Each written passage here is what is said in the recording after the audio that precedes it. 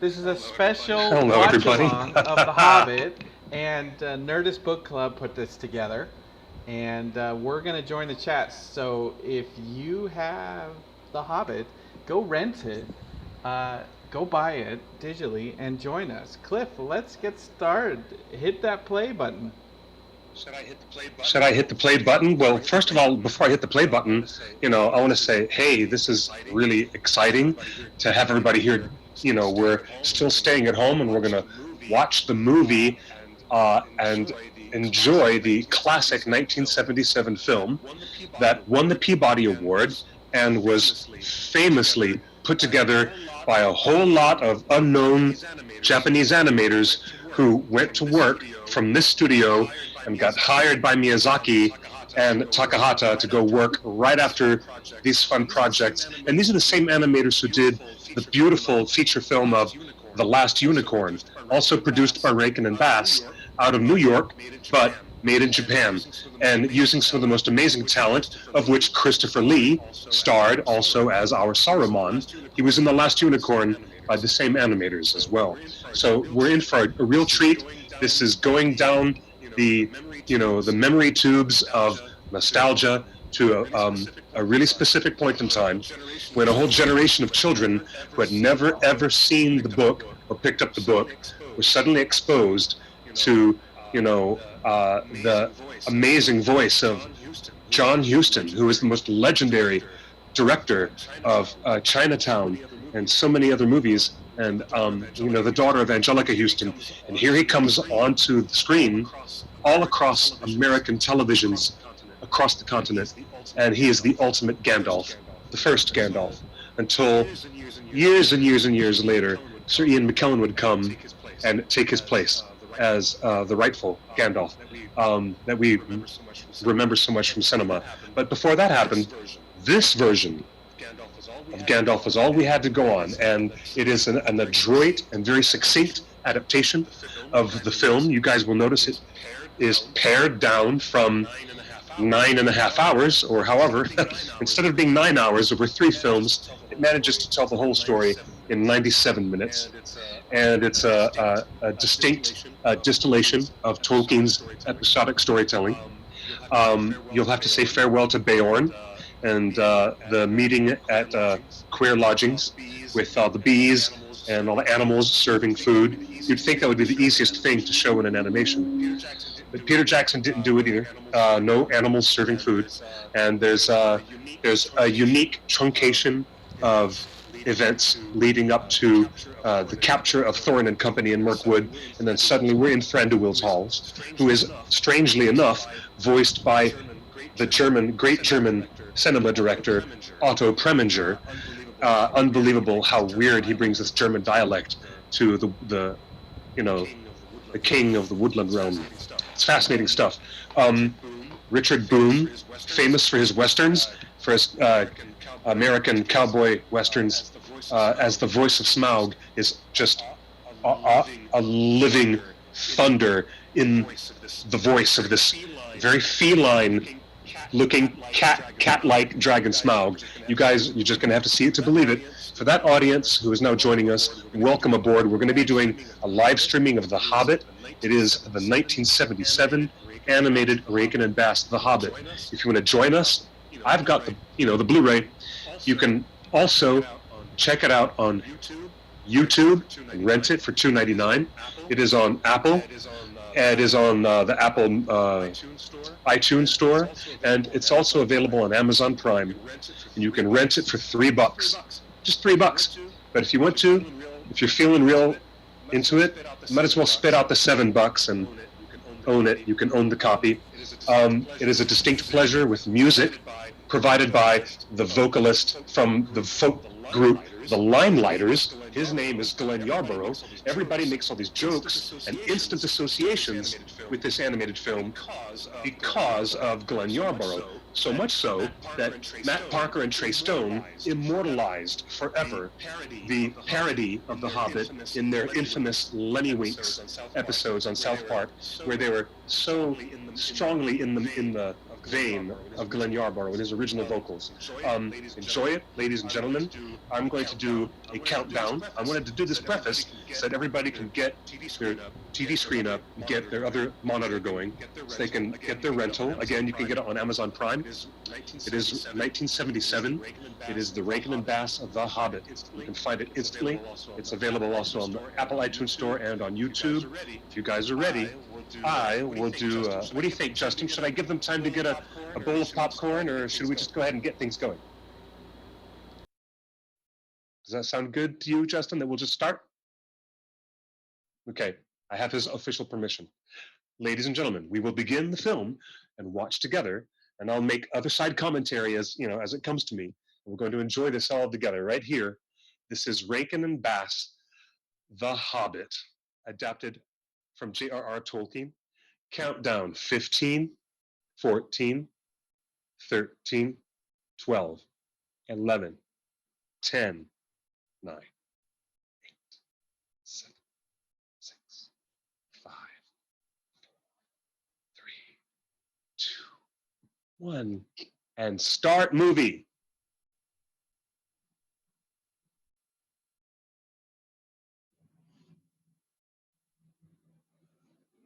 Have they already started?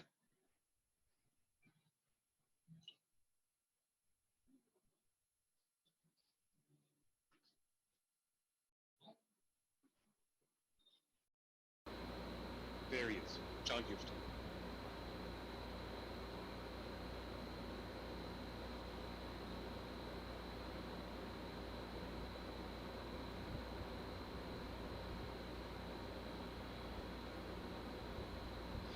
Notice how everything is watercolors and pastels. And this artwork is distinctly Japanese. At the same time, it is trying to be very Tolkien. And there's Bilbo, voiced by the late Orson Bean. May he rest in peace.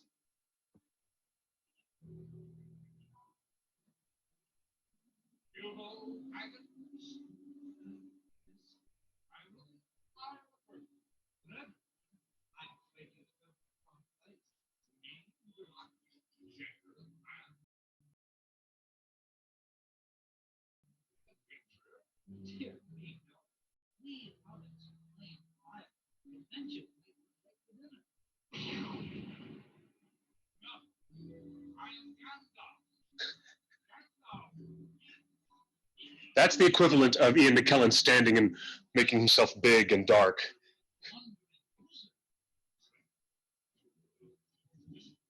Listen, what is unique is the dominant male chorus. There's no female voices in the entire film, like a Greek chorus in that Greek style. They use these vocals to suggest the dwarves and also other poems and songs from the book.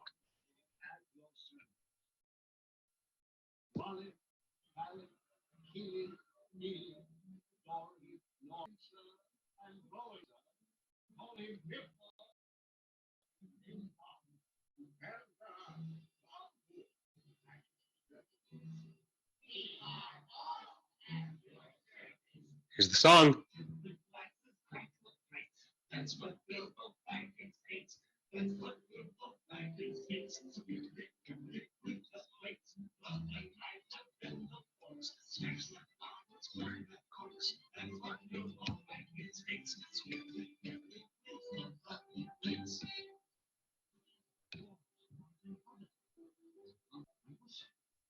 And for you,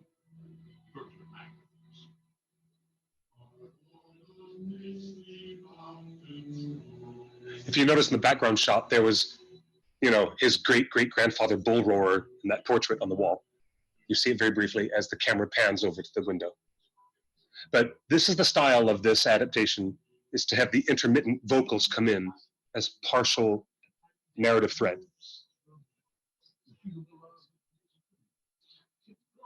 See the great mountains, hear the pine trees, waterfalls, and so just. Gandalf, quality Gandalf, where he's manipulating Bilbo and his wanderlust to get out of the house.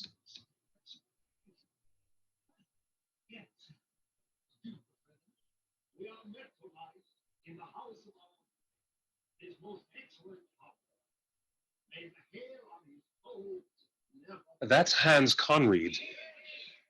The voice of Thorin is Hans Conried, really famous stage and character actor.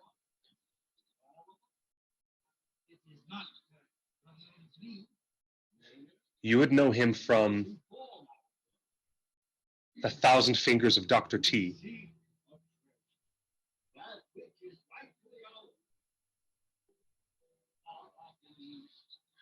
Beyond the misty mountains and the dark forest of Mirkwood, there you will find Lonely Mountain. It's never referred to as Erebor, ever, not once in this movie.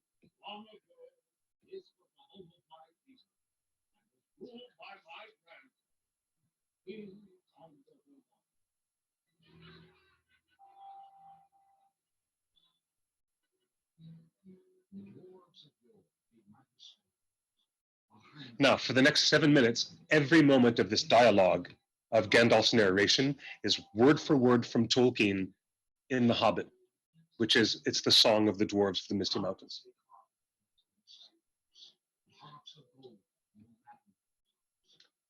There lay they long, and many a song was sung unheard by man or elves. For ancient king and elvish lord, there many a gleaming golden hoard they shaped and wrought, and light they caught to hide in gems on hilt of sword. On silver necklaces they strung the flowering stars, on crowns they hung the dragon fire in twisted wire. They meshed the light of moon and sun.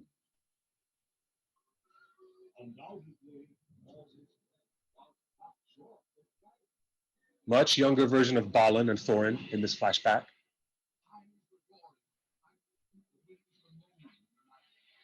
The fire was red, it flaming spread. The trees like torches blazed with light. And that's the first glimpse you have of the dragon flying in the distance over the mountain. You don't see him close up until the end where Bilbo actually meets him. And here's the destruction of Dale.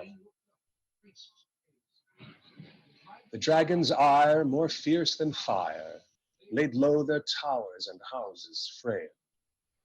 The mountain smoked beneath the moon. The dwarves, they heard the tramp of doom. They fled their hall to dying fall, beneath his feet, beneath the moon. Transition through the clouds to the shot of a few surviving dwarves leaving the mountain, Thorin surviving in the distance. Peter borrowed that shot.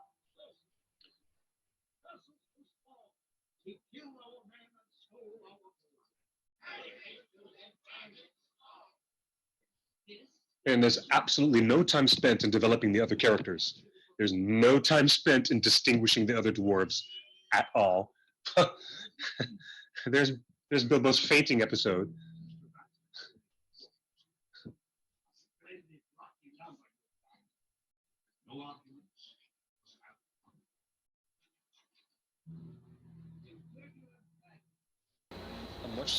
A much smaller contract. Funeral expenses, if necessary. Sincerely, Thorin and Company. There's absolutely no other mention of the other text. Your greatest adventure. Yay, everyone cheers. Cut to a soft folk song, a little guitar strumming. The greatest adventure is what lies ahead. And here you go, ladies and gentlemen. It's unbelievably good-natured. And I find it very funny. And look, Bilbo's waking up, and he steps outside of Bag End out into the midnight moonlight. And there's your opening and title sequence. 1977, The Hobbit. There it is, ladies and gentlemen. Based on the original version of The Hobbit by J.R.R. Tolkien. You see, and that's interesting. Interesting turn of phrase. It's not adapted from. It says based on the original version. Recommending everyone to go read the original version. Starring in alphabetical order. Orson Bean, Richard Boone. Oh, there's Bilbo having a dream of him being the king under the mountain and having crowns and swords and jewels and servants.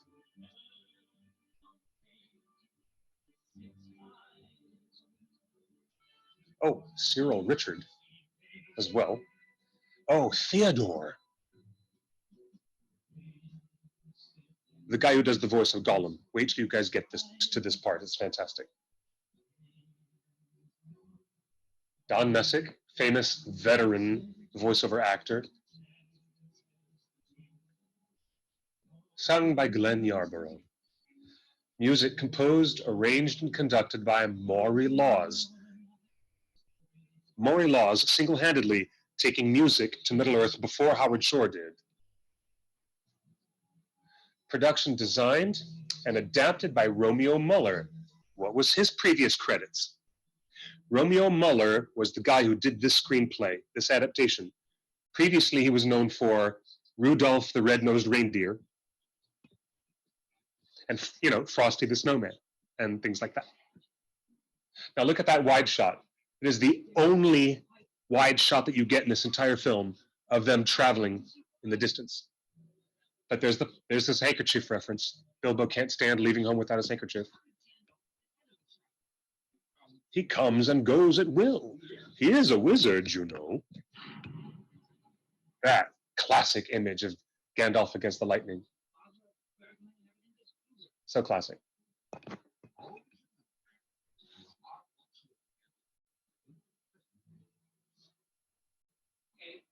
Eggs and bacon, a good full pipe, my garden at twilight, cakes. This is what he thinks of. Gandalf is, Gandalf's best advice. Think of things that make you happy while you're in the middle of a miserable rainstorm and a miserable adventure. When your heart wants lifting, think of pleasant things. So you'll hear Bilbo soliloquize to himself this ongoing list of his favorite things. It usually starts with bacon and eggs, hot chestnuts, or his fireplace, things like that. Now here's the trolls. Okay.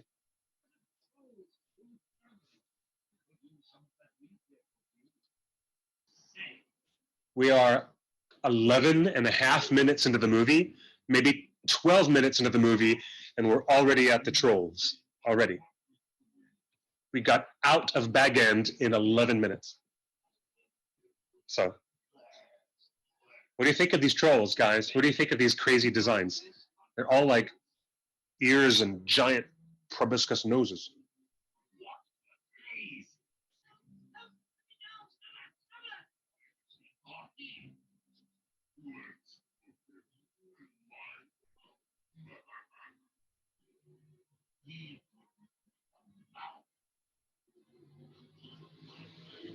And again, just like the book, it's Bilbo's biggest mistake.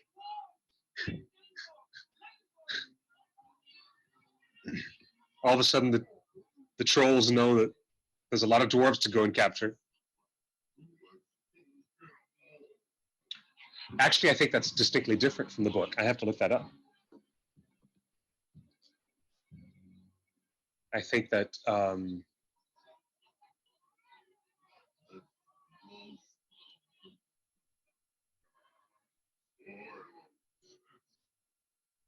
I might have a false memory about whether Bilbo actually accidentally calls out to get the dwarves' attention or not, telling them to run for it. Run for it, guys. All right, so they've captured all the dwarves and Bilbo. They've all been captured and put in these sacks. And suddenly, without any wordplay, Gandalf appears.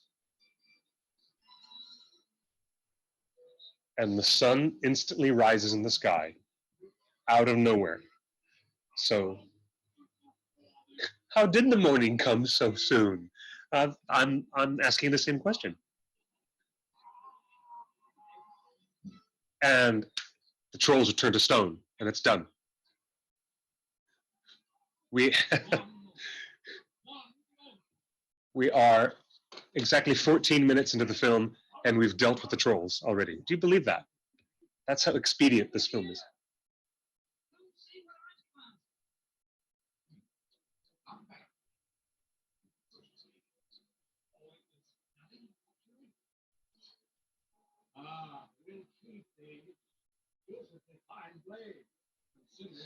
Now, this troll horde seems almost nice and tidy compared to the one that's in the movie that Peter made.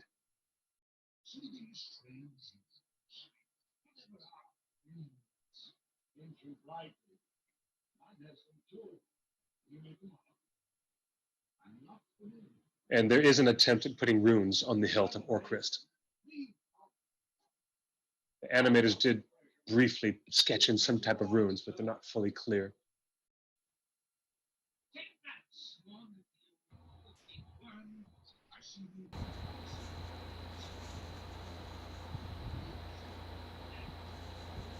Ellen in the chat says the design of the trolls actually reminds me of the mystics from the Dark Crystal. You know what? There might be. Yeah, there's some kind of. Yeah, there is a slight suggestion of that. And then we spend all of our time between Gandalf, Thorin, and Bilbo. There is no characterization and nothing with the other dwarves, except that one little side comment that Bomber had a little while ago.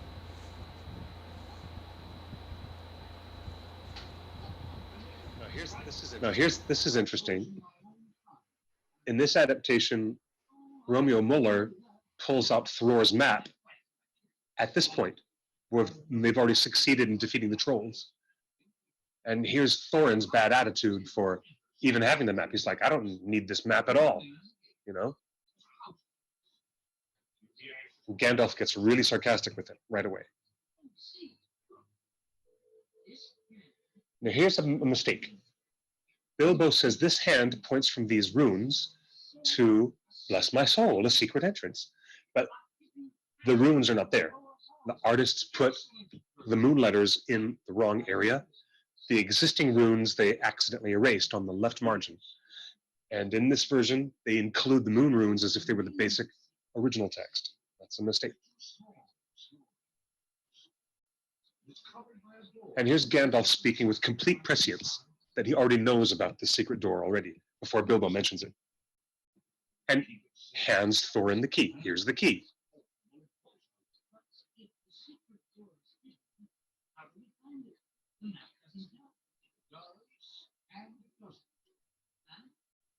You will understand in time.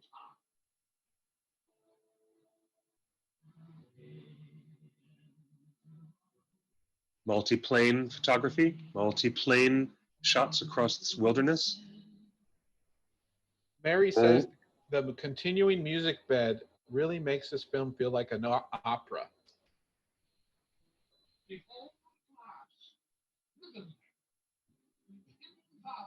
Yeah, instead of re-singing the entire song, they'll do one sentence of the song from the title, the opening title card.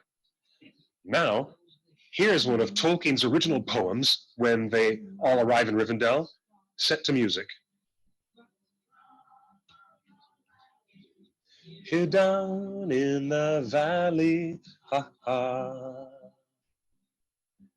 where are you going with beards all a-wagging?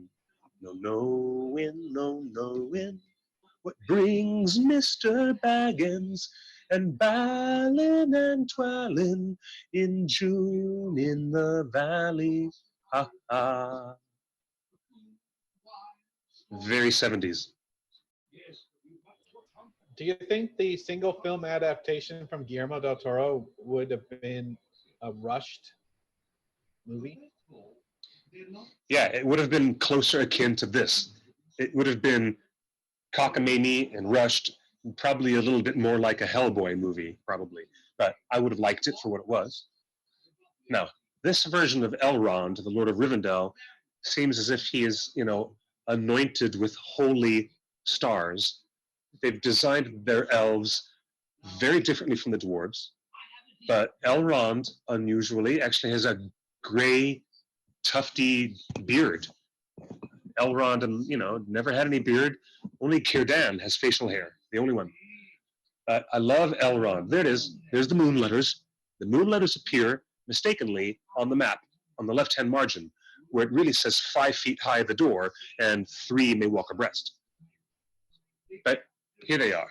Here's Elrond explaining everything, and it looks damn good. It looks great. Stand by the grey stone when the thrush knocks, and the last light of the setting sun will shine upon the keyhole.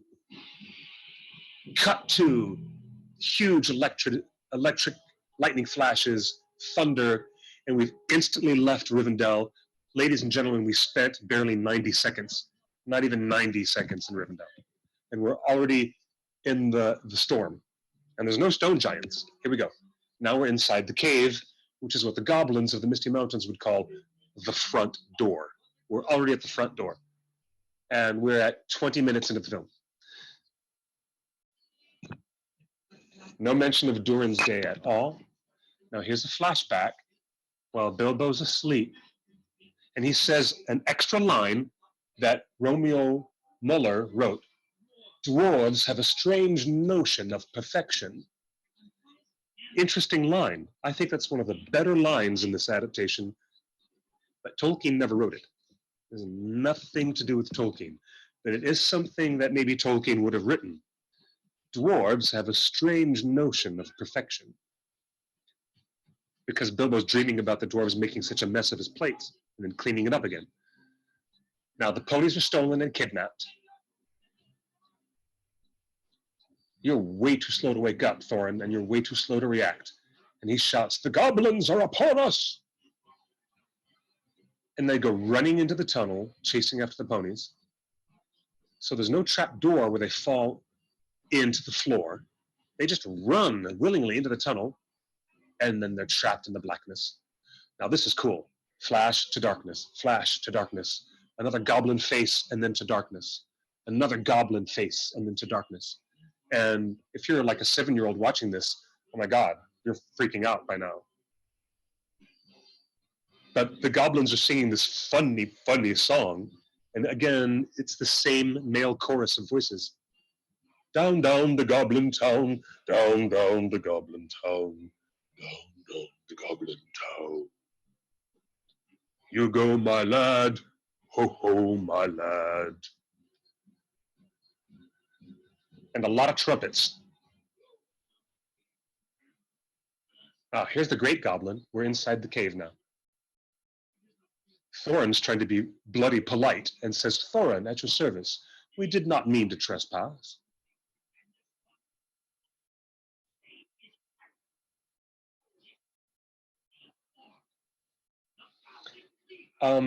Actually, I was more scared of this guy. This guy. He's got evil cat eyes, and he does something that you thought he was going to do. He walks right up to bite Thorin's head off, and he's big enough to do it. I thought this scared the hell out of me as a child, as a small child. Like, what was I, 8 years old or something? Oh, Gandalf's shimmering light saves Thorin from getting his head bitten off. I mean, you didn't think that Peter Jackson's Great Goblin was going to bite Richard Armitage on the head and literally snap his head off. But this guy, now he gets sliced in the dark, and he doesn't even get killed. He just disappears into a giant swirly spiral of darkness. And the floating sword is no longer floating. They crossfade the brightness of Glamdring, and then they bring into sharp focus Gandalf. You see that dancing floating sword is held by Gandalf the whole time. It's a cheap, old animation effect that works perfectly. And Dory drops Bilbo, and he tumbles down into the caves. Do you notice how disco the music is, with all the drums and the hi-hat? there's like the, you know, the wah wah guitar, and there's the drum kit going, and the rhythm guitar. It's very 70s. Listening to this as they're running through the tunnels. Oh my God. Okay, cut to commercial, and we come back. Audience is first introduced to Gollum grunting in the dark by himself. Gollum just doing his Gollum soliloquy on his little lonely island. And the first thing that he says is, "My precious." And he's talking to his reflection in the water. Where did Peter Jackson and Philippa Boyens get that idea? It happened right here first, with Gollum talking to his reflection in the lake. And he says, "Yes, it is my precious." And he's just referring, he's self-referential. He's been doing it his whole life for hundreds and hundreds of years. And he looks like a frog. He looks like a strange, he has lamp-like eyes as big as this. And he is completely amphibian looking. It looks like he might be half fish, half frog, half humanoid, this Gollum, and he's so spooky and not even humanoid enough to be like he was once a person. He just looks like a creature from another world. And his ears are like this big, literally. And the uniqueness of his voice is from Brother Theodore. This man was an underground comedy artist in Manhattan in the 60s, and he was known for having very dark and edgy material, you know, very counterculture. He was part of the counterculture theater scene in New York's Greenwich Village in the 60s and early 70s, and he was known for doing this extremely bleak, weird, existential comedy that was so dark, and he was so creepy. You can see him in person as a live character actor with Tom Hanks in The Burbs. Justin, you remember The Burbs? That?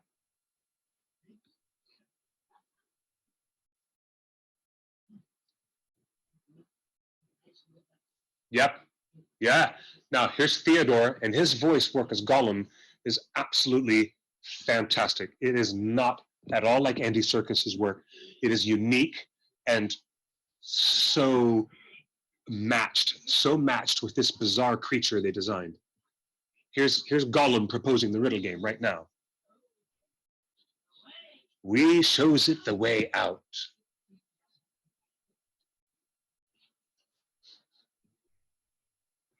And he takes advantage. He says, "We'll make the first riddle. Voiceless, it cries, wingless, flutters, toothless, bites, mouthless, mutters. Can it guess the answer?"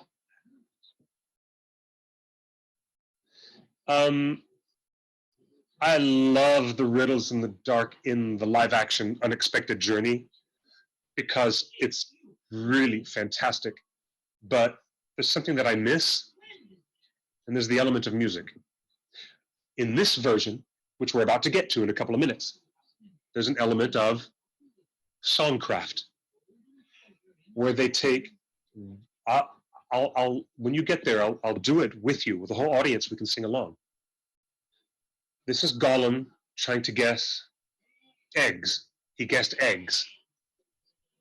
Now, I do like the live action one, but nothing can replace this. It cannot be seen, cannot be felt, cannot be heard, cannot be smelt. It lies behind stars and under hills and empty holes.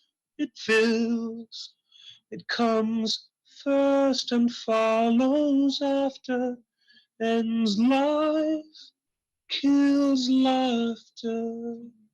The answer is dark, the dark, the dark, the dark. And they just do a vocal while they do a multi-plane animation shot over creepy backgrounds of the cavern. And then they bounce back multi-plane back to Gollum and Bilbo. It's just this one little song. It's just so eerie and cool. And it doesn't even get captions in the captioned version. I noticed that.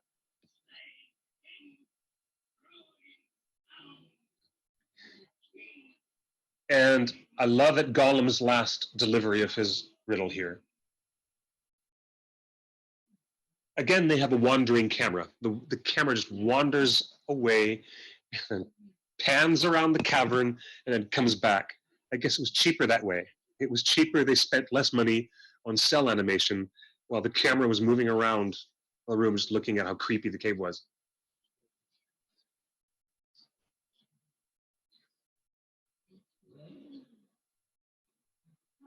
Bilbo says out loud, "Give me some time."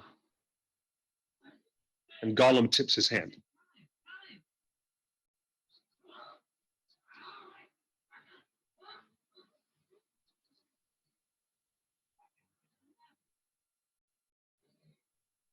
See that?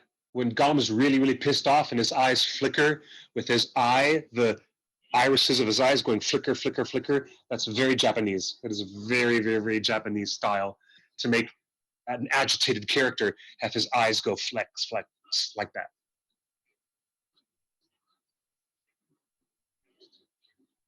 And all they did was add colored circles for his irises.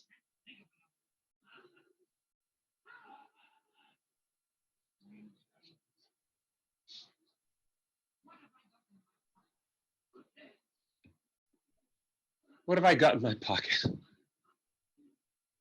Now, in Martin Freeman's version, he's just mumbling to himself, right? Sort of says it out loud. But here in this animated film, Bilbo's being a sneaky SOB, and he literally says, "What have I got in my pocket?" Like, I know you're not going to get it. He lands that one. But Gollum has been murderous from the beginning, completely murderous, and intends to eat him, so.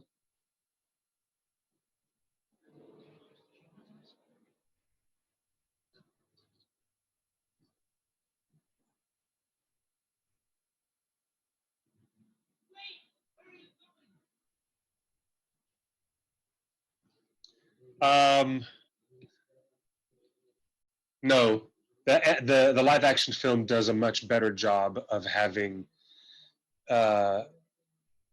Gollum be like enjoying it, like he's enjoying. This Gollum is just completely, "I'm going to eat you, I'm going to trick you," but Andy Serkis has managed to be playful and like he doesn't get really murderous until the end. There's many more layers to Andy Serkis's Gollum, let's say that.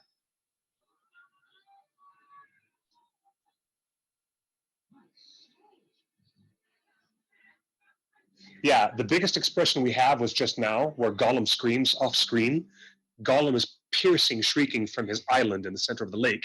And the animators were given the chance to make Bilbo go, and he does this whole big wincing at the sound of this guttural screaming in the distance. And that's actually the most emotion you're going to get out of this Bilbo for the rest of the film. For the rest of it, it's just the same cell animation over and over again. But it's all about Orson Bean's vocals, because it gets to be very effective by the time you're at the end of the Battle of the Five Armies.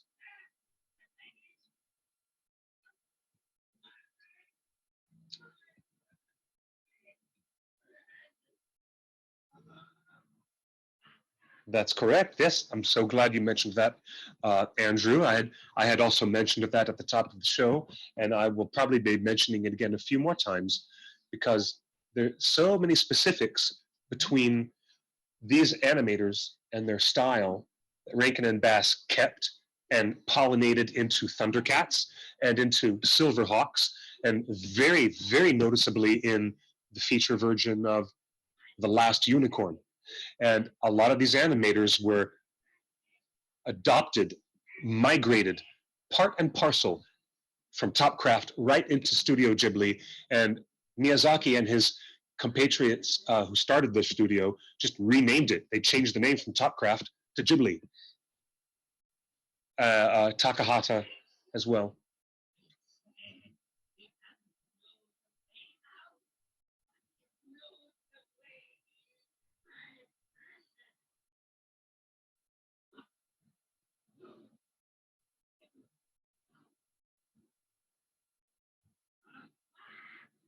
Yeah, who said that?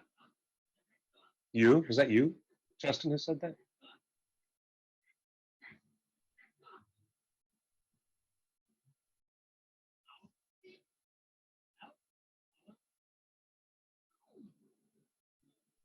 Now here's how Bilbo discovers his invisibility. He actually just falls down and gets lucky and lands on Sting, and I don't understand exactly this, but Bilbo just keeps the ring on and follows Gollum out, and now Gollum is screaming, and his curse against Baggins is just as effective, and to me, just as bone chilling as Andy Serkis's last scream of anguish. And now, bam! No, no, him running out past or squeezing outside the gate. They're instantly cut to black, and he's outside on the side of the mountain talking to Thorin and company.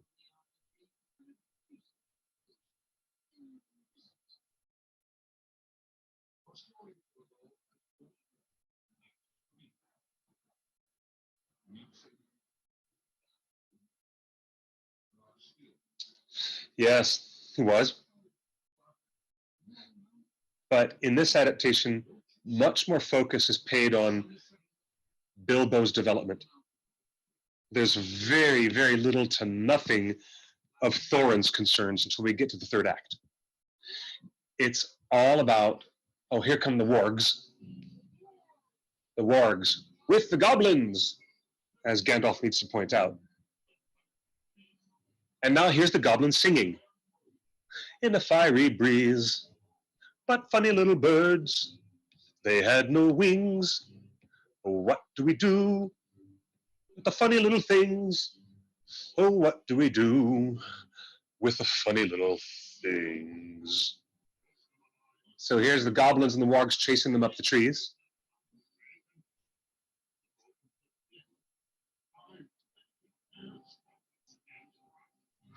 First exploding pine cone. Now, what's fun about this is that when Gandalf explodes these pine cones, they're blue.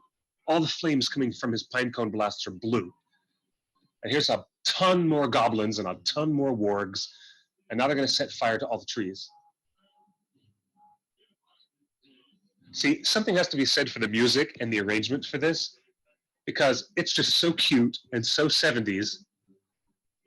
They're using a rhythm guitar and a timpani drum and cymbals and a male chorus, a very robust male chorus singing the Goblin song. Now there's that epic picture of Gandalf standing at the top of the pine trees, and there's Gwahir, the Wind Lord. And you know what's fabulous? Before the eagles fly down, Gwahir takes his wing and points, using it like a human finger, and says, that way. And then it goes back to being an eagle's wing, and they fly down. That is so freaking hilarious that they do that. It's like those animated Bible epics you watched in Sunday school. It's hilarious. I love it.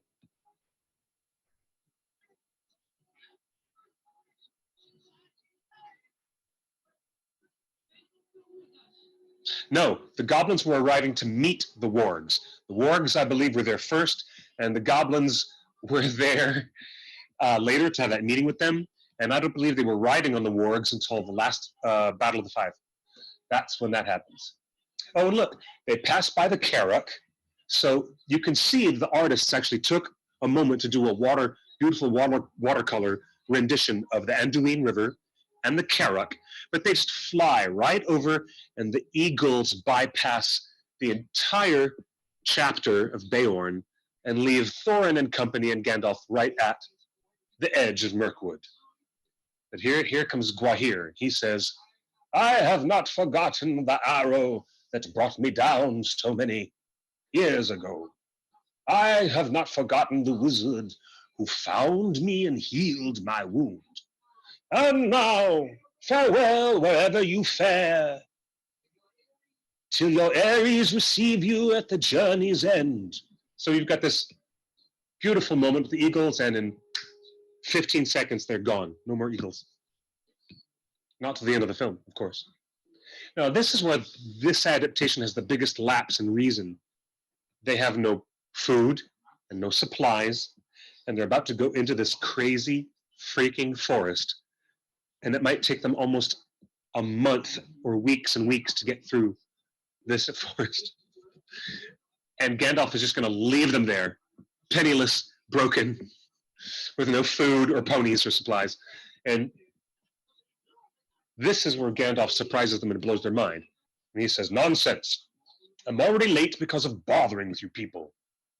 And I'm sending Mr. Baggins with you. That should be enough." And all the dwarves are incredulous. "What? Bilbo?" And he goes, "Me? Even Bilbo's incredulous. I'm no equal to a wizard. You are the lucky number, and soon you'll find out there's more about you than you guess." And a little wink from Gandalf. And then here comes Glenn Yarborough again to remind us that this story is about Bilbo's internal development. All of this. Oh, look at that cute little smile. That cute little smile on Bilbo's face because he got so reassured by Gandalf. And he says, "You, sir, will be my surrogate." Now, he says, "Here is paper and a marker. Keep a strict log of your journey so I may study it when we may meet again and point out your missteps." And Bilbo says, "I can only do my best." And then Gandalf disappears for the rest of the movie. Now, this gives the guy who adapted this, Romeo Muller, as an adapter, it gives the convenient narrator's voice to Bilbo, and Bilbo instantly becomes the whole focus for the next couple of chapters into Mirkwood, because it's only Bilbo narrating what the audience hears. "I shall make good use of these notes someday, which I intend to call There and Back Again, a Hobbit's Holiday." And now here's the most famous version of Roads Go Ever, Ever On, sung by Glenn Yarborough.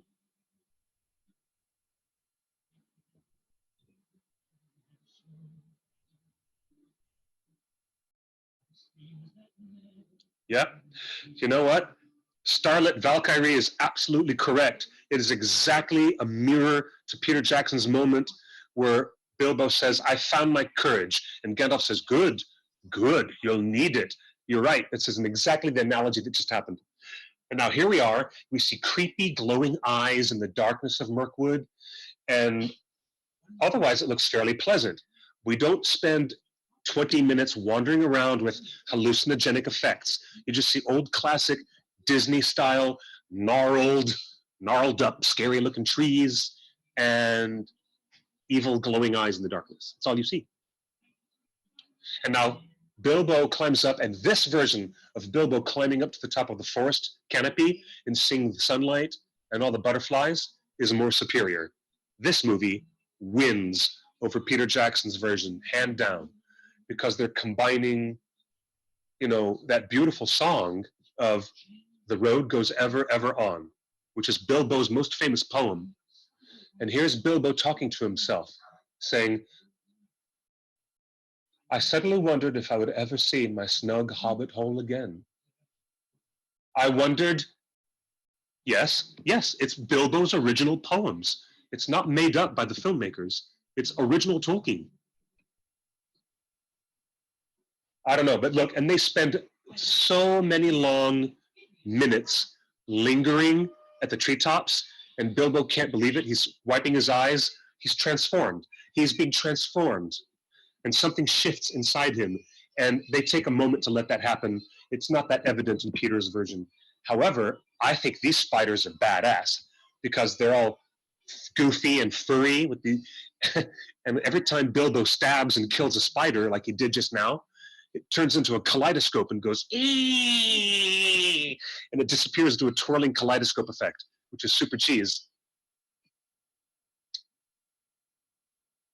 Look. Yeah. Oh, there's very specific. The Japanese artists were encouraged by their American producers to tip their hat into some of the Disney-esque elements of putting those faces into the trees. But look at these spiders. They all have striped legs, and they're so evil, and they have giant furry mandibles that are coming to get you. And oh my God, this one's going to bite Bomber on the nose. Oh my God, Bilbo looks so bucktooth right now in the darkness of the forest. It's hilarious. Okay, this is great. This is great.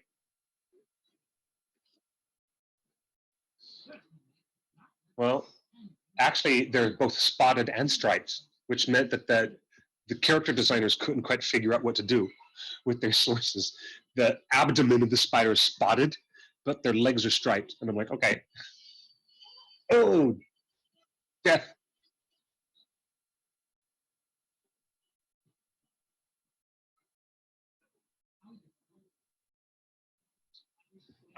Bruno, I've never been excited about what I'm the most. What are we talking? We're not even talking about what Amazon is about to serve up. Uh, you know what? I've never been paying lip service. I've been the biggest and most vocal skeptic of what Amazon may or may not be serving up. So that entire digression is not even part of this broadcast, and we're not even going to get into it. You're welcome to go back, my friend Bruno, and you're welcome to look at all of our archives and see how harsh, unnecessarily perhaps, I have been, and maybe hopeful, but very skeptical. So, anyways, back to the classic 1977 Hobbit that we're talking about. Um, this film was directed by Arthur Rankin Jr. and Jules Bass. Another no relation to Saul Bass, the classic film title designer. You'll notice there's another kaleidoscope effect where he kills another spider, and now he is just named Sting. He's invisible and he's running around and he's totally freaking these spiders out. And they all retreat. All the spiders are gone. And again, that is an echo of the shot they just did with Glamdring being held and in the invisible darkness by Gandalf. Cross, dissolve, and bring in the Gandalf character. That's what they just did with Bilbo. And there instantly. Now here's another weird plot hole in this film, which doesn't do service to the original book. Like suddenly the Bilbo narration says the wood elves had returned, but armed for battle. And it makes no sense to me, and it never did, because they never encountered the wood elves in this film at all until just now. So we miss all of those parts that Peter Jackson does so well, like seeing the white stag, in the forest. But in the books, it's even better because you get the story of how Thorin and company crash on the campfire of the elves, and the elves put the lights out and put out the fire and quickly disappear. And I would have thought we would have seen that in this animated version, but they didn't have it.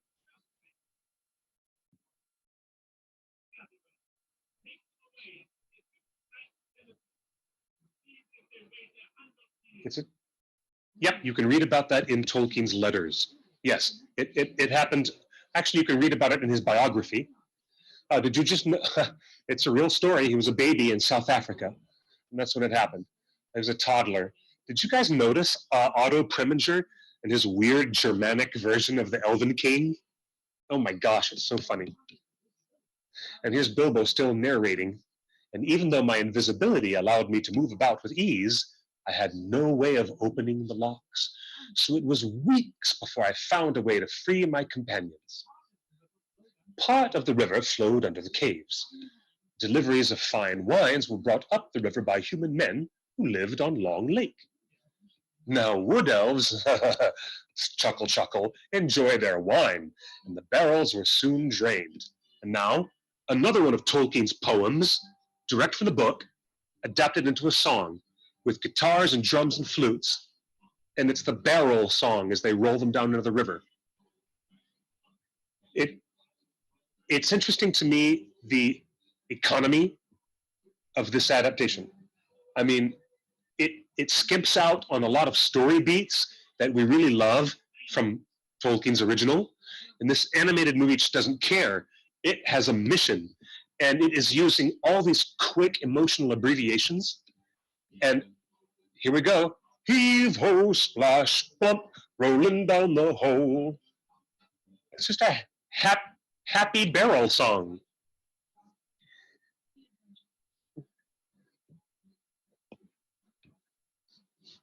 Uh, It's actually a nice.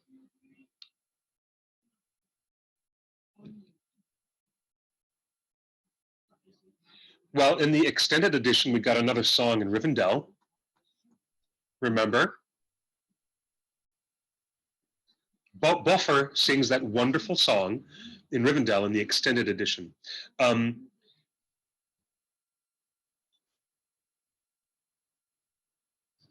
Right, but what that was in the extended version of Unexpected Journey is a version of Frodo's song that was excised out of the Lord of the Rings, but it is original Tolkien poem. It's an original Tolkien song, but Frodo's song was given to Boffer. But it is weird that in the Desolation of Smaug and in the Battle of the Five Armies, there's no time for songs anywhere. Not at all. Not at all. Now we're.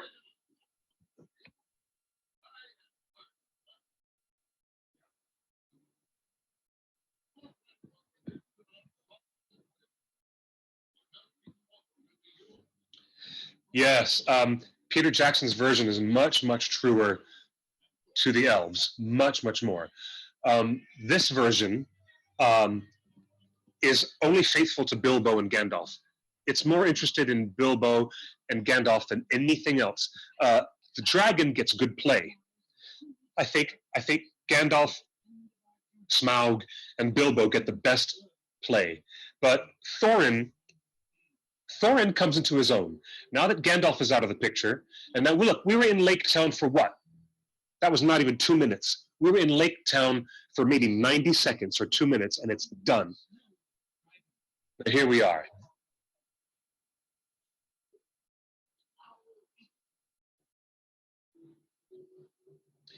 No, the earlier film was going to split before Lake Town. It was going to split right after the successful survival of the river rapids on the barrels out of Bond. That was going to be the climax and end of the film. They were going to meet Luke Evans in the opening shot of the second film. Now here, this is something that Peter Jackson missed out entirely. The thrush cracking snails on the rock, and suddenly you hear a flashback of Elrond's voice floating in the narrator's mind, you know, because Bilbo says, my only company is an annoying bird cracking snails, and then you hear, stand by the grey stone while the thrush knocks, and there it is. All the dwarves look completely shocked, and the bird is flipping and flopping around and flying all over Bilbo because they're going to have a conversation. That is so in the original Hobbit story, and Peter didn't bother to do that, but that thrush and Bilbo are going to have a real conversation between the bird and the Hobbit later on. And now Thorin opens the key in the hidden door, and it opens up. Well, here we are. And Thorin starts talking like a jackass.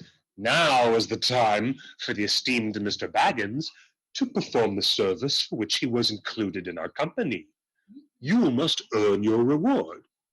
And Bilbo's like, you think it's my job to go in there, buddy? I love this. This is where we get into the conversation between these two characters a bit more.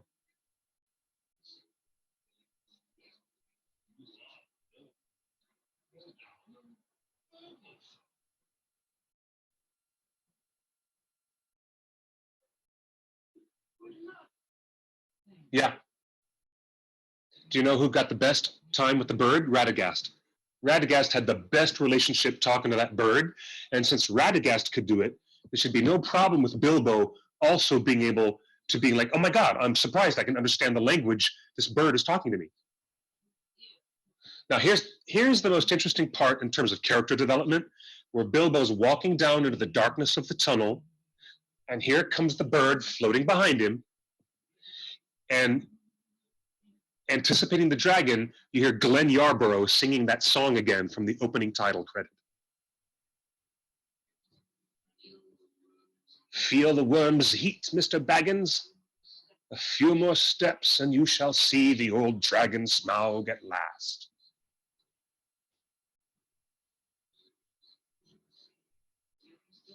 You can still turn back, you know, but to go on, to take those steps, that would be the bravest of all moments. Whatever happens afterwards is nothing. Yes, here's where you fight your real battle, Mr. Bilbo Baggins. Do you go back?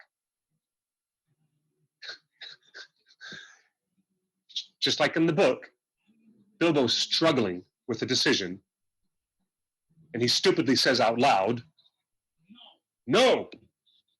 Oops. And he says, "Oops, I said that out loud when I'm about to wake up the dragon." And here's the audience's first super duper close up of Smaug. It's insane. It's insane. Look at him. And Bilbo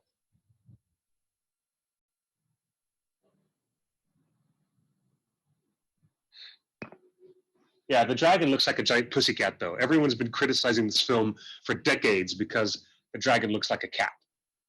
But what's really cool is his eyes, his laser spotlight eye beams, the eye beams that are cast around the room looking for an invisible Bilbo. I love this part.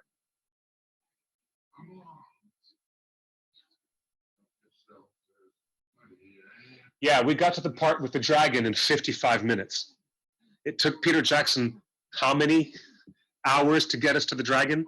And we got to this Smaug's lair in 55 minutes, dude. Right.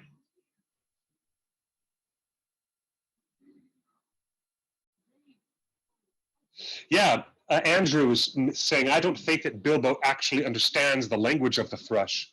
That's Bard's job. Yeah, in this animation, they actually, oh, look, he looks like a big kitty cat. He's got a furry back. He is giant, though. The scale of this dragon is absolutely impressive.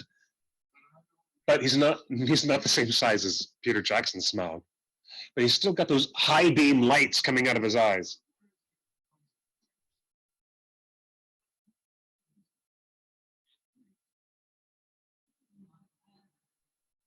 Ask again, sorry?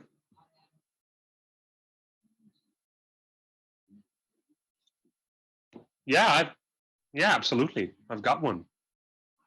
I've got one.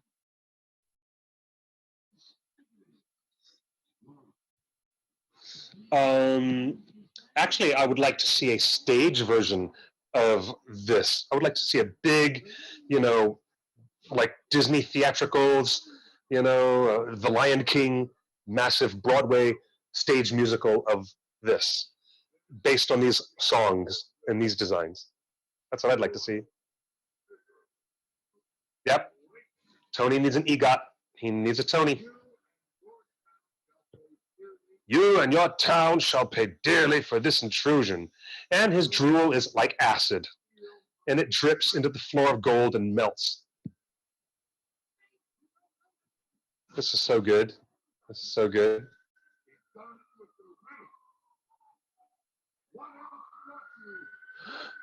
The adaptation here in this animation correctly plays up so much of the ego of the dragon and how Bilbo successfully was toying with the dragon's appetite for flattery, just like Tolkien wrote. And it's in here. It's all in here. And now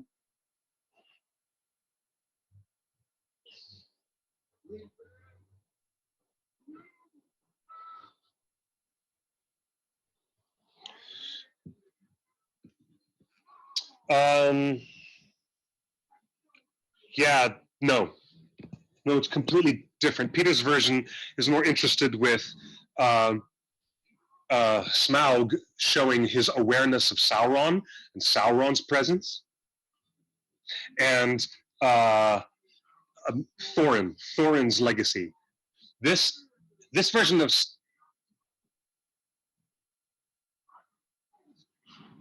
it was intriguing, and he had to do it. He had to do it because he wanted all 6 films to fit together. But I prefer this guy doing his version of, you know, my claws are like spears, the shock of my tail, a thunderbolt, and my breath, death. He just melted all the stuff in the treasure room. I like this. I like this version of Smaug a lot. Always did. He's like a kitty cat, but a really big, pissed off kitty cat. And here's Bilbo manipulating the dragon again. Oh, I've always understood that dragons were soft underneath, ... vulnerable, especially in the region of the chest. And Mr. Ego Dragon is like, no, I'm armored both above and below. You don't know about that. Bilbo's taunting him. I love this. And it never happened. This didn't happen in Peter Jackson's version, where Smaug unwittingly reveals his Achilles heel because Bilbo successfully is toying with him. It's so funny. Bilbo sees his flaw in his bejeweled... Ah, there it is. And the camera zooms in, cross dissolve. There it is. And then it goes, boom. Oh, and cut to the bird, and the bird goes, uh-huh, yes. That's hilarious. That is so funny. The little thrush is sitting there on the side going, uh-huh. So the audience knows for sure that bird knows about that patch right underneath. Sorry you could not find me, but a fine burglar takes expert catching. And then Bilbo stands right there and says, ha-ha, and waves a giant trophy cup in Smaug's face and then runs. You're so foolish, Bilbo. He's just teasing the devil. Smaug is so pissed off.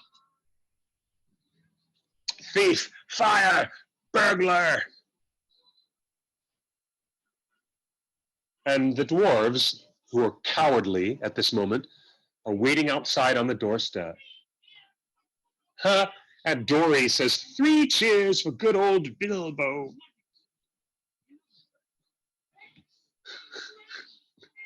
That is too funny.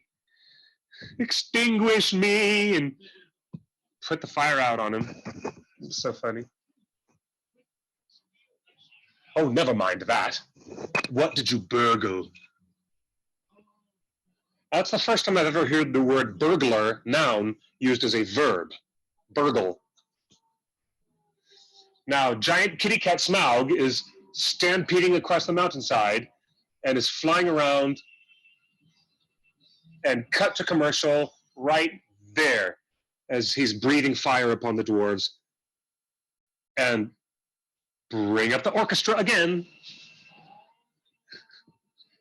Lots of screaming violins, woodwinds, and a lot of fire. Now, the effects animators had a very good time with Smaug's flames. Oh my gosh.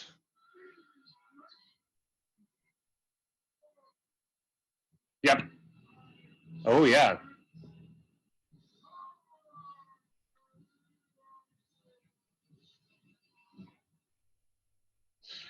Now, the production design is deliberately like everything is watercolor. All the backgrounds are watercolor. All the backgrounds are very pastoral. It's a unique and very stylized approach to Middle-earth, and it works for the most part. But here's Bilbo actually talking and saying to the thrush, you, yes, you, thrush, but so much more. You have seen Smaug. You know his vulnerable spot. Go now to Lake Town. There is a guardsman, Bard. Tell him. And these lame, these like supernumerary citizens of Lake Town who are in the background, they're totally straight out of, 1970s Bible epic Sunday school cartoon. The dragon is coming.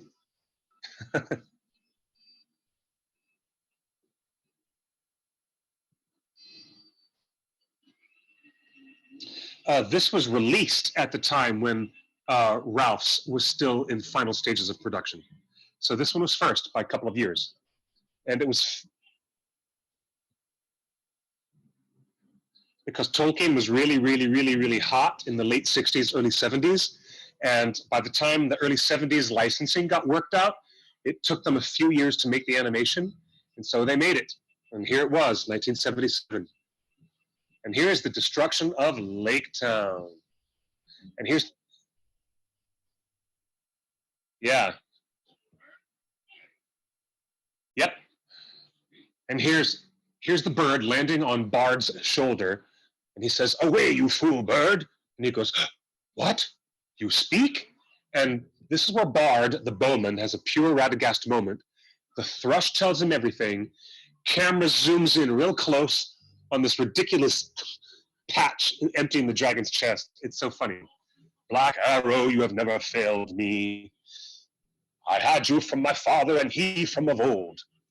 If ever you came from the forges of the true king under the mountain, go now and speed well." One shot.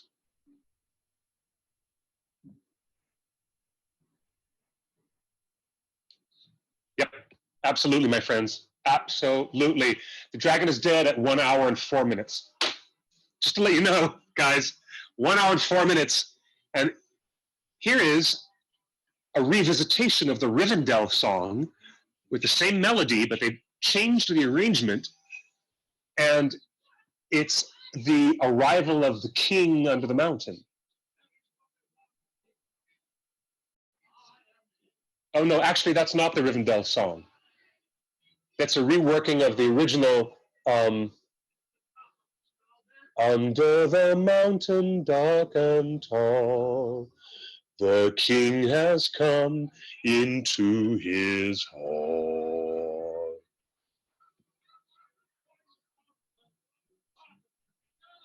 What works best about that is the arrangement. It's a very, very quiet acoustic guitar with an echo, this big echo filter, acoustic guitar, and they have these weird sounds in the background, and they're using the same melody of "Under the Misty Mountains," the Dwarven song. Now here's where Bilbo starts to act like a leader, and instead of Thorin taking charge, Bilbo takes charge and says, "We must find our way out of this mountain. Let's go, walk outside with me." And then they all follow Bilbo. And then they see the campfires of Bard. Oh, and Bard shows up right there. There he is. Bard of Lake Town. He says, "Not one army, but 2 armies. Smaug is dead. I have slain him. The thrush delivered your message."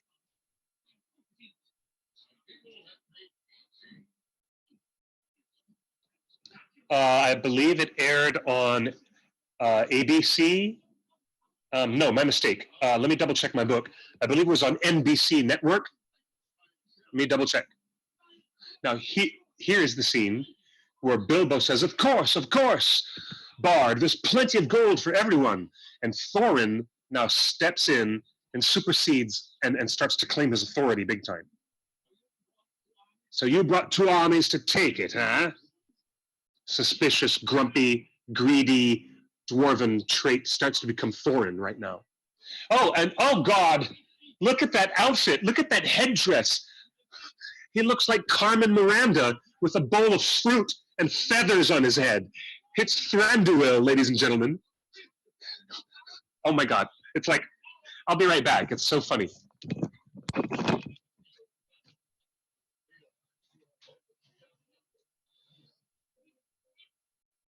I don't have my book.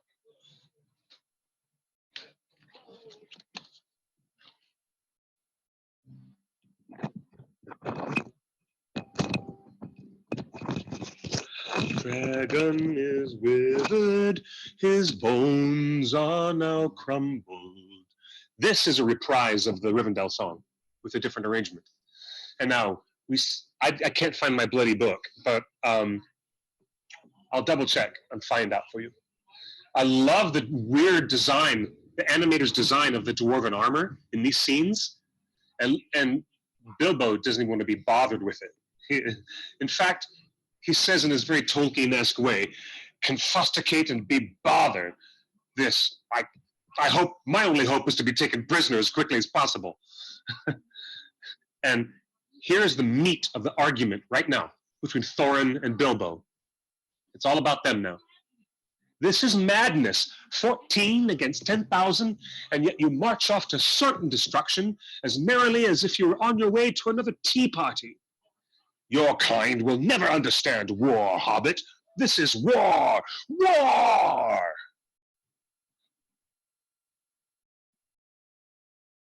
Yep. Oh, are you kidding? I think I have my original children's box set. It was released on Disneyland Records. And for my movie, Ringer's Lord of the Fans, we interviewed the guy who produced the record, who produced that soundtrack release for Disneyland Records. And his name was Jim Magun, and he ran the Canyon Country Theater up in Santa Clarita. And so we interviewed him, and he told us all about his general dislike of the character designs. But this is good stuff. To war! Onward! Forward! To battle!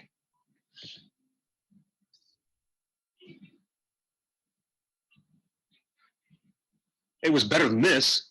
Oh my God. The Battle of the Five Armies in this animated movie is just a bunch of little black dots on a background moving around. But in these opening scenes, check it out. Somebody reappears, the camera shifts and slides back. Oh, stop, it's Gandalf. Whoa.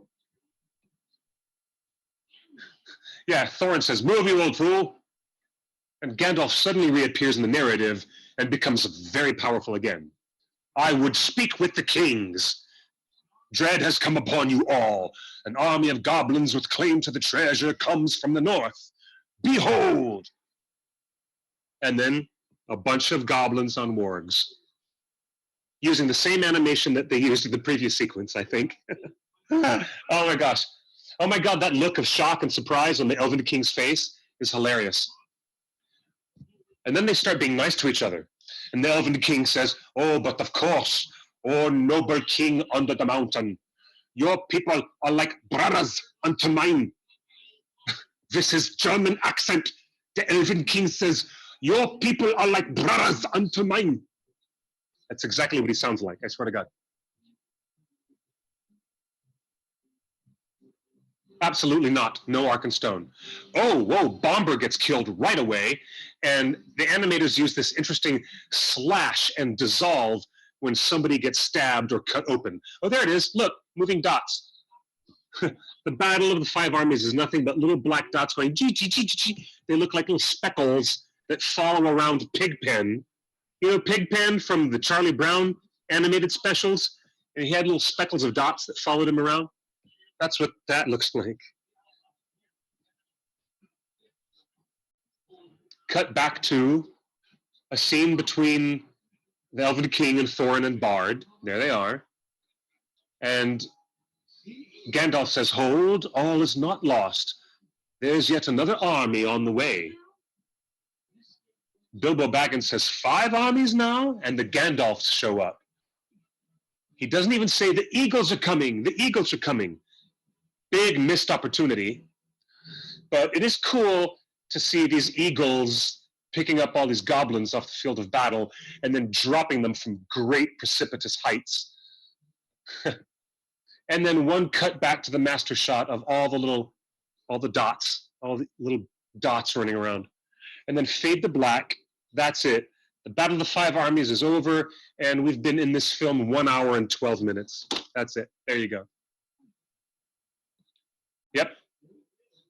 Battle of the Five Armies is over, ladies and gentlemen. Oh, Bomber's still alive. You thought that he got hurt, but he's actually alive. And then he says to Bilbo at the end, we won. Oh, look, there's carnage. That's where they show a lot of corpses in the field. That is the only sign where the animators went to like PG territory. Right there. That's the aftermath, where they do this panning shot across the battlefield, and they change the background to crimson red. Oh, here's the sad part. Farewell, good thief. I wish to part in friendship, and would take back my words at the gate. Bilbo being reconciled to Thorin. right now on Thorin's deathbed. And it's the music, and it kills me every time. You are no coward, my friend. I am sorry I so named you. And I was wrong. You did understand war. It was I who did not. Until now. Farewell, King under the mountain. That's amazing that Bilbo finally addresses him at this last moment, addresses him as King under the mountain. And he says, Thorin says, if more of us valued your ways, food and cheer, above hoarded gold, it would be a merrier world. But sad or merry, I must leave it now. Farewell. Farewell, Thorin. Oh, and they let Bilbo shed a tear. When I was a child and I watched this, I cried and cried. Oh no, they pulled the sheet over dead Thorin and put Orcrist on him. And I was crying. Oh my God, that destroyed me. I was crying and crying and crying and crying. Oh my gosh, that was terrible. Okay, cut to the epilogue. There's no cemetery scene, no funeral, no memorial service, no mention of other characters. We just instantly go to the epilogue. And here's Gandalf's final monologue. Smaug is gone. The dwarves and elves live in peace, and the men thrive, multiply, and build a civilization. Prophecy. What? I had a hand in all that. Surely you don't disbelieve the prophecies because you helped bring them about. You don't really suppose, do you, that all your adventures and escapes were managed by mere luck, just for your sole benefit? You're a very fine person, Mr. Baggins, and I'm very fond of you. Big watercolors. Again, big wide shots. The Japanese artists went to their own tradition for this. Another multiplane shot of the bushes parting ways, and there's Bag End. What do you mean, believe it has come to its end? It has, hasn't it? Oh, Bilbo Baggins, if you really understood that ring, then someday members of your family not yet born will. Then you'd realize that this story has not ended, but is only beginning. And at the end, Bilbo has written his memoirs somewhat. He looks up at the mantelpiece. There's the ring on the mantelpiece. Fade to black. Animation coordinator, Toru Hara. Animation supervisor, Sugiyoki Kubo. Character designs by Lester Abrams and Sugiyoki Kubo. Background design by Minoru Nishida. And also animation direction mainly done by Katsuhisa Yamada and Koichi. I've got to read that name again. I can't read it fast enough. That's it, ladies and gentlemen. Sound effects by Tom Clack. Sound recording, all English and Canadians. Choral direction, Lois Winter. Associate producer, Mizaki Iizuka. And that's it.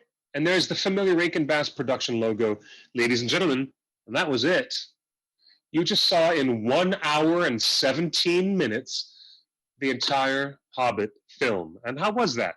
How did you guys enjoy that ride? Justin, how did you enjoy that ride? How long has it been since you've seen that film? How do you think it holds up?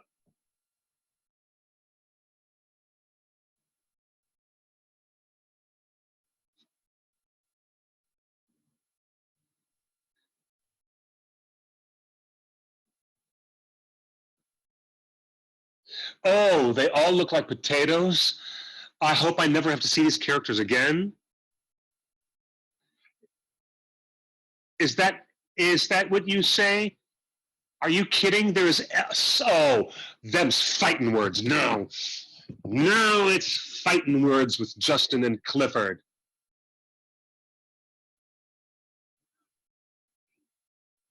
Not at all. It is super cool. It is so nostalgic. It is spare bones minimalist version of Tolkien. It has all the charm that it could want. It skips over mountains of other charm that it could have had.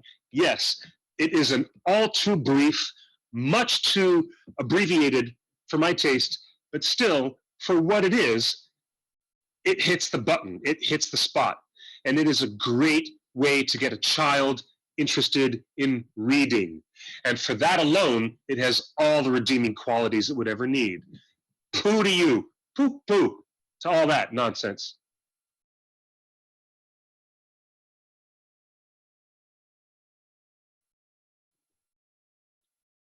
No, no, they can't hear you. The YouTube chat says that they can't hear you, so allow me to do the sign off, my friend. This is so funny, okay? This has been an absolute delight. I want to say thank you to our friends at the Nerdist Book Club who had put together such a fun idea. I said, yeah, we'll all be at home together and do this together. Whether it holds up or not is obviously a matter of taste. This 1977 version of The Hobbit will be perhaps more satisfying to certain fans in certain ways because of its use of music and its approach. But I tell you, all the fans who love Peter Jackson's Hobbit trilogy, they might not get any mileage out of this version at all, I'll admit. But it's great stuff. It won the Peabody Award, which is fascinating. And it's an interesting look at the history of animation between what happened in the late 60s, early 70s, and what went into the future Studio Ghibli, and all those other fun things they did, including Thundercats and The Last Unicorn, and the animated Silverhawks series and all that great stuff. So thank you, a very, very big thank you to everybody for joining us, all you folks who are staying quiet and hunkered down. Stay safe and stay healthy. It has been a wonderful pleasure to have you come into our living room and watch some of this. I will continue to remind all those naysayers out there that I'm the guy who came up with the hashtag fidelity to Tolkien. So, you know, if there's Bruno or anybody else out there who wants to be a naysayer and say that, you know, I've been a little bit too willing to not pay attention to Tolkien's original texts and be willing to take part and parcel anything that Amazon or any other producer is willing to spit out willy-nilly, it's just not so. It is not so. Fidelity to Tolkien and the spirit of it is all that matters to us. And we'll be talking more about that in the upcoming virtual presentations we have for WonderCon and San Diego Comic-Con, which will be coming out very soon. Justin? This movie delivers most of the spirit of Tolkien.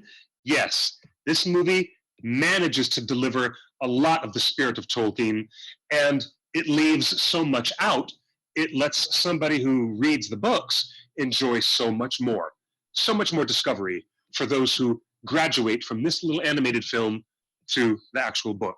And for all those kids out there, trust me, it's awesome stuff. I want to say thank you again to everybody. And we're going to sign off and see you next Tuesday on theonering.net, your one-stop shop for all things J.R.R. Tolkien. Justin is signing off. You can find me on Instagram and Twitter at QuickBeam2000, and you can follow us on all of our social media platforms at TheOneRingNet. It's going to be a wonderful week next week. We have more surprises and guests coming to you. Until then, y'all take care of yourselves. Stay home and stay safe. And buenas noches y buena suerte. Good night.